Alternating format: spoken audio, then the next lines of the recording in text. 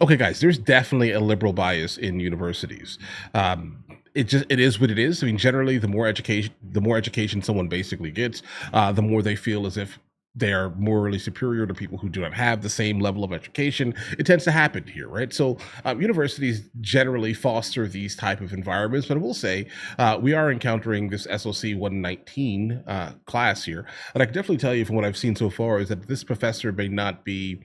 Um, like as inundated, let's say, with the liberal bias as many other professors are, let's say this here, guys, because at least he's willing to have the conversation. But again, this is the perfect forum, generally for this type of thing because this is a college university, right?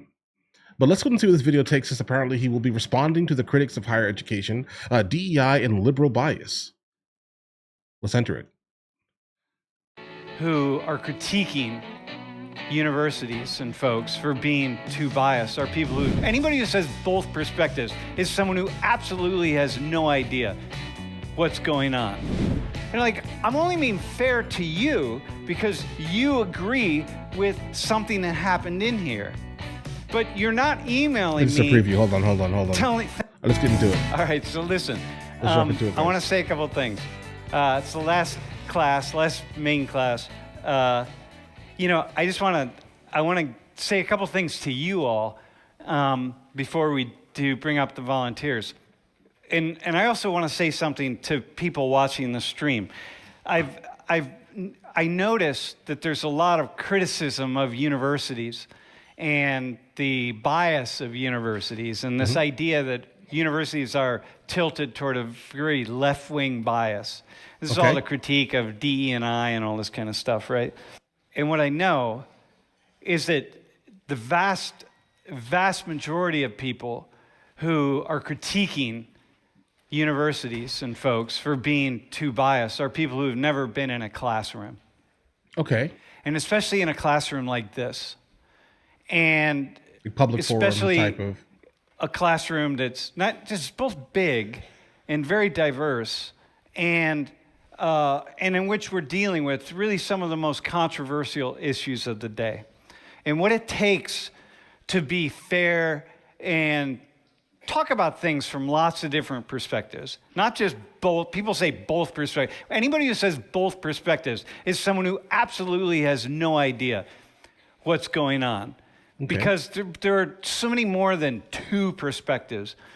And I think if you imagine how much work I do, A, to try to bring a lot of different angles into the analysis, and B, not bring my own biases in, which isn't, actually, I don't do a ton of work on that because I'm mostly,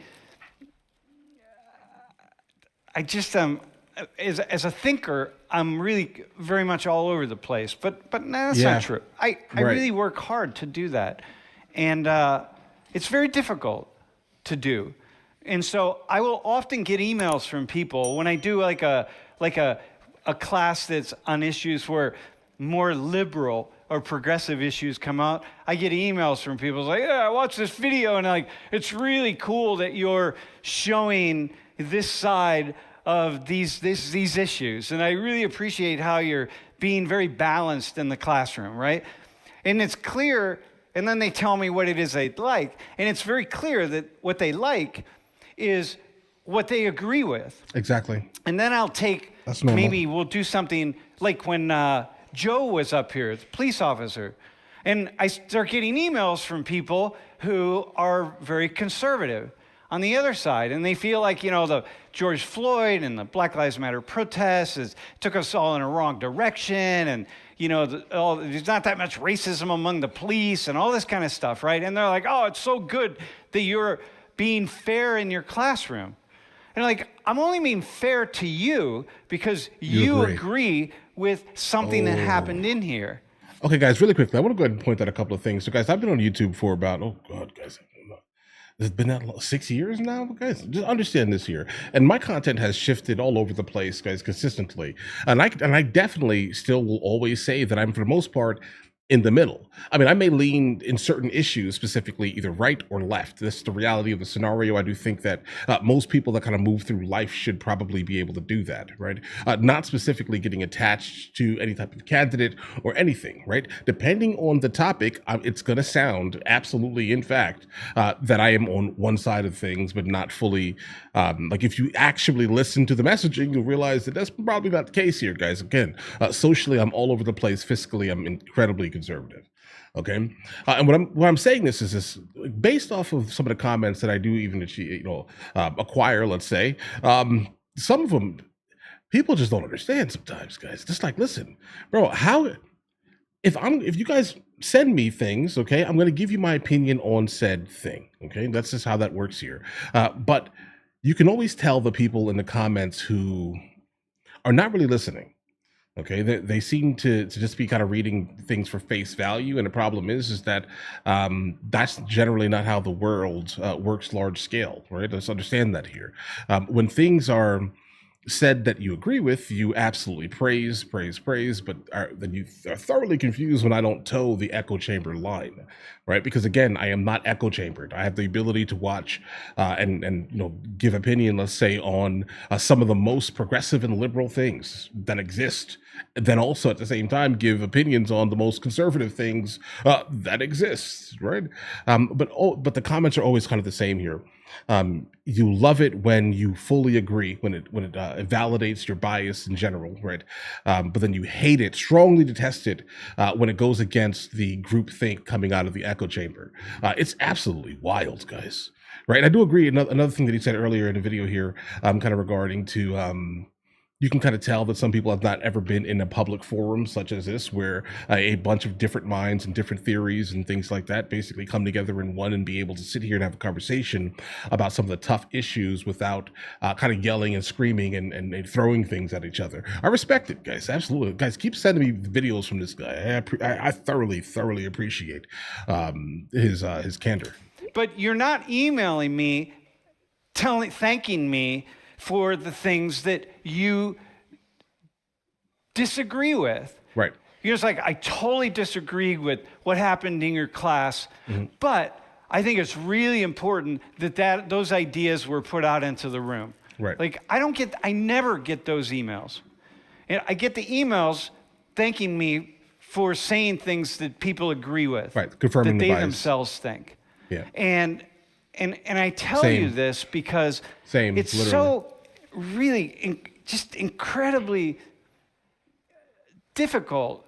Like, can you imagine like coming up here and talking about this wide range of issues and doing it in a way that's really fair to so many different perspectives, man?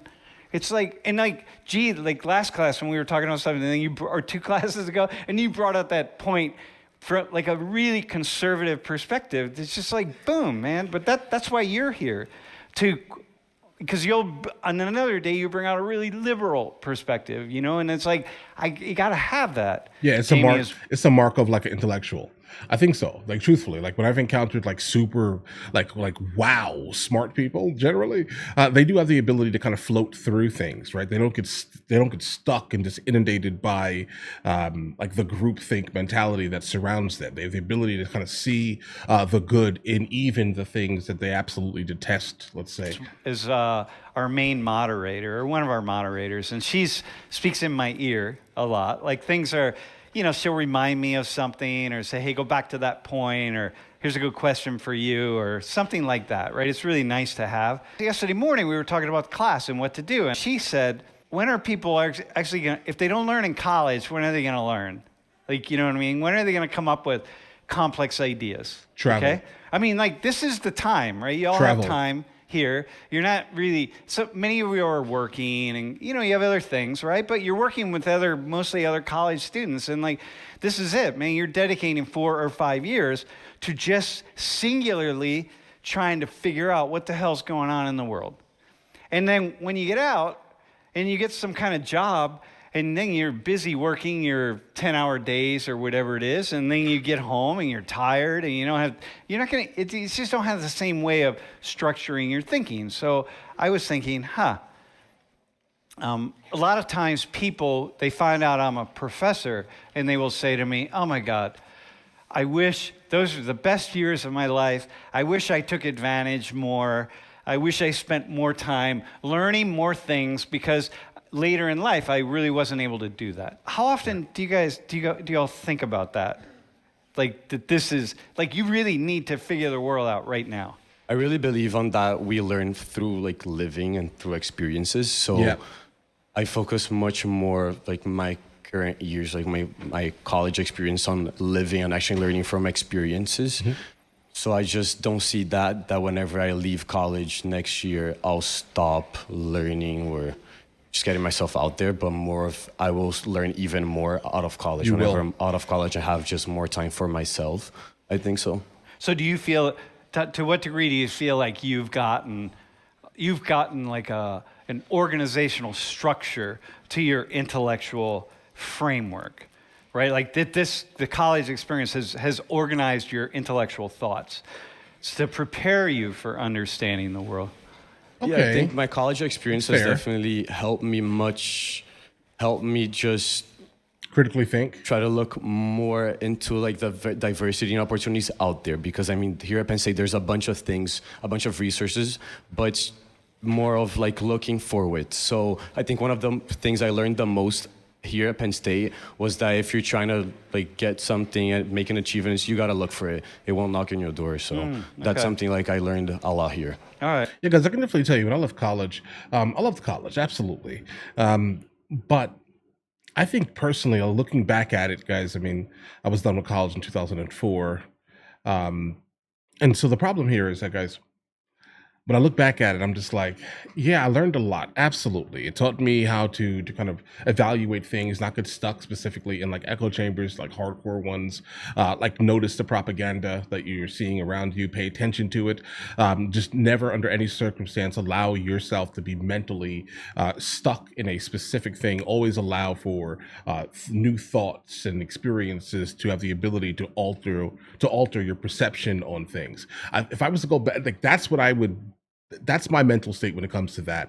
But I definitely would tell you right now, travel specifically, experiencing brand new countries where I did not even speak the language in some of these places. Okay, just experiencing the brand new smells and just watching how people live, realizing that for the most part, everyone around the world is trying to do the same exact thing: get married, have kids, take care of their family by any means necessary. That just seems to be the overall trend that I can basically point out and say, you know what, that's basically it. Right. I think that opened my eyes more so than college did.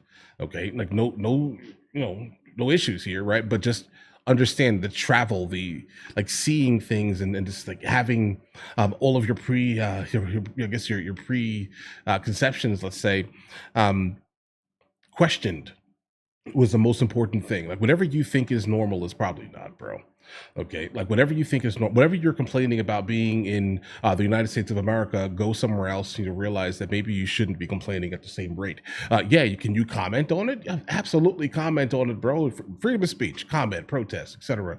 Right, peacefully, obviously, but bro, whatever you think is life is not life if you've never traveled.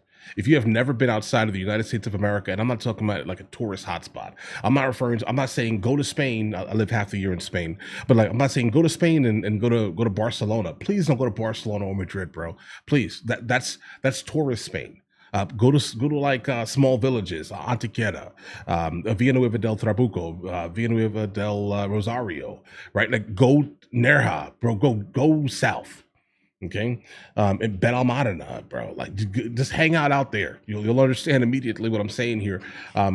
Your perception of reality while traveling is still can still be skewed because most of the people in the region that you're traveling to are basically setting things up for your tourist mind. Right? Nothing is real. Everything is fake and made specifically for you to spend money. All right. So make sure you go experience places, smell the real smells, hear the real sounds. You get what I'm saying here? Taste the real food, not the tourist food, bro. All right. Live your life, but live your life with a purpose for the most part. Experience the world, travel. That will open your eyes more than anything you can imagine, guys. Okay. Anais, do you want to go? Like, you're at the beginning of your college career, right? So how are you thinking like, man, I got to figure the world out? I feel like in a way I am. I mean, kind of like what he was saying, like I see life as like lived experiences. So like I'm one of those people that thinks like you never stop learning, you never stop growing, even if you feel like you're at a point where like it's a dead end or something. Like there's always room for improvement, always room for growth, always room to learn something new. So I feel like being in college, that is something that happens a lot. He was saying like you have to seek the opportunities, they don't seek you, and that's something that I feel like I've really come to terms with in college, especially because like I see college like, I don't know how to explain it, but like I lived in Mexico for a few years, and like the education system over there, I was in a very small town where my dad is from, and so living there I saw the difference of like how they look at the education system versus how like people here in America view it. And here like a lot of people kind of see college as like, oh yeah, like it's there, like that's where I have to go to be successful. But like in Mexico, people see college as if I don't go there, my life is nothing. I won't be anything. Mm-hmm. And so for me, I take like, I kind of take it for granted. Like I look at it as like a blessing that I'm here in a way. So I feel like kind of what he was saying, like it's just every day you learn something new, and there's always Right. So semi-valid, but it also definitely depends on what your goal is in life, let's say, right? So if your goal is to make as much money as humanly possible, I'm not sure college is going to be the way for you, right? But if your goal is to become as enlightened as humanly possible, let's say, being able to spot people for kind of what they are, and then understand what people are saying, and a lot of the times there's like an underlying statement being made, let's say. If you want that for your life, then college is great for you. But I definitely would tell you that if it's for the sole purpose of you not being a failure because you're going to be making money, then you can probably do that with a trade. Be honest here, guys. I mean, we're in a weird time where we need to kind of figure things out for our future specifically, guys, when it comes down to what our kids are going to be doing. Okay. It's really important that you sit and have this conversation specifically with your kids and say, listen, maybe college specifically is not for you. Specifically if you want to not have gigantic student loan debt and not be able to find a job, because there's a lot of people in this classroom. That means you are competing with a lot of people. So every day you're learning something new, going to all these different classes and stuff. I don't necessarily think that college is like a necessity to learn, especially how to be a person. Obviously, you get that with just. He's from Long Island. Definitely not a necessity. But it's like, I'd say it like expedites the process, if that makes sense. Okay. Especially I definitely appreciate him like saying a freshman, that. You're kind of just plunged into a new scenario. You're probably, especially if you're in Penn State, I would assume most people are very far away from home. You have to do all your chores by yourself. You have to, like now I live in an apartment. You got to cook, you got to clean, you have to make sure you keep up your hygiene, you have to keep up your schoolwork, you have to go grocery shopping, like there's a lot. And you have to learn how to manage your time. And that's something college definitely like really emphasizes. And all the while you have to remain mentally, psychologically. Yeah, on top of that, you need to have a social life, and you need to not be depressed. But you have to and be pretty psychologically stable, right? Because it's hard to do it day after day, like living life. Right, teach you do how you to be an feel adult. like in your time here at Penn State, you've really gotten a grasp on the majority of the issues that, or how much have you gotten a grasp on so many of the issues that get talked about every day? The hotbed issues. Wait, is this on? Yeah. I don't really think I like have a grasp at all. And I think like I'll get that after I like graduate and like I'm in the real world. Wait, so you're a fourth year student? Fourth year. Yeah, graduating. Sounds like he's floating through school, guys. This way. Yeah. Yeah? And you feel like you don't have a grasp on stuff? Not really, because I feel like my entire life I've kind of been in like a bubble where like since I was young, like there's always like a plan, like, oh, I'm gonna do K through 12. After that, I'll apply to college, go to college. But this is like the first time where like he floats. It's like uncertain, there's not like a clear path that's like defined for me. I have to like make my own decisions and like figure things out myself. And I think like in that I'll like understand more about the world. So when you think about when y'all think about like a system, the people who are in charge, you have to have this belief that they know what the hell's going on. To what degree do you trust that they know what's going on? you know, like Trump puts these tariffs forward, and you're like, dudes, do you have any idea what's going to happen here? How do you think about that? How much do you just trust? Like, okay, they must know what's happening. Oh, I won't like trust it at like face value.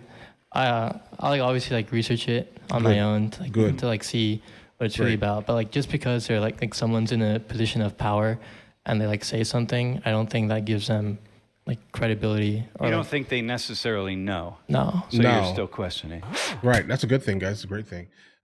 Like under all circumstances, your goal is to question everything that is kind of being thrusted towards you. Let's say here. I will say though, at the end of the video here, has this changed my perception that colleges and universities basically promote, let's say, for the most part, a liberal bias? No, it doesn't. Because the problem is that he is one example, and I will not say that he is indicative of the larger sample size, let's say. He's not, right? I mean, I don't think that he is in every single university, high school, middle school. He's not. That's not what we're experiencing, guys. And specifically, depending on what part of the country you are in, would probably dictate how much more, let's say, you're going to be experiencing specifically a liberal bias, let's say. All right. But all right, guys, listen, let me know in the comments what you guys think. If you guys are new here, please like and subscribe. In the meantime, I will catch you guys later. All right.